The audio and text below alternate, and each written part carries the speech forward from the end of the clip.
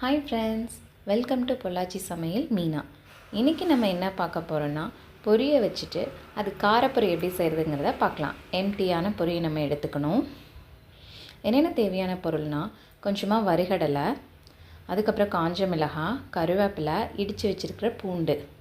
பேனில் தேங்காய் எண்ணெய் வந்து கொஞ்சம் நிறையாவே ஊற்றிக்கோங்க. இது நல்லா காஞ்சதும் கடுகு போட்டுக்கோங்க. கடுகு நல்லா பொரிய வந்ததும் அந்த வறுகடலையும் போட்டுட்டு நல்லா வணக்கணும். சிம்மில் வச்சுட்டு நல்லா வணக்குங்க. கருகீரும், அதனால் சிம்மில் வச்சுட்டு கொஞ்சம் கலர் மாறுற வரை நல்லா வணக்கணும். அதுக்கப்புறம் அந்த கொஞ்சமாக சீரகம் போட்டுக்கோங்க. இது நல்லா வாசமாக இருக்கும். அதுக்கப்புறம் பூண்டு, காஞ்ச மிளகாய், கருவேப்பிலை இதை எல்லாத்தையுமே வச்சுட்டு சிம்மிலேயே வணக்குங்க. அந்த பூண்டு தேங்காய் எண்ணெயோடு நல்லா வணக்கும்போது அந்த ஸ்மெல் சூப்பராக இருக்கும். ட்ரை பண்ணி பாருங்கள்.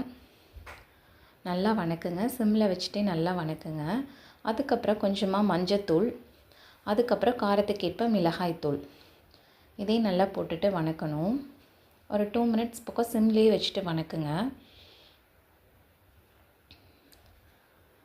கொஞ்சமாக நெய் ஊற்றிக்கலாம். அது நல்ல வாசமாக இருக்கும். நெய் ஊற்றும்போது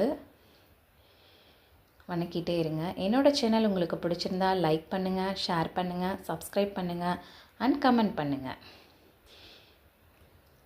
நல்லா வணக்குங்க.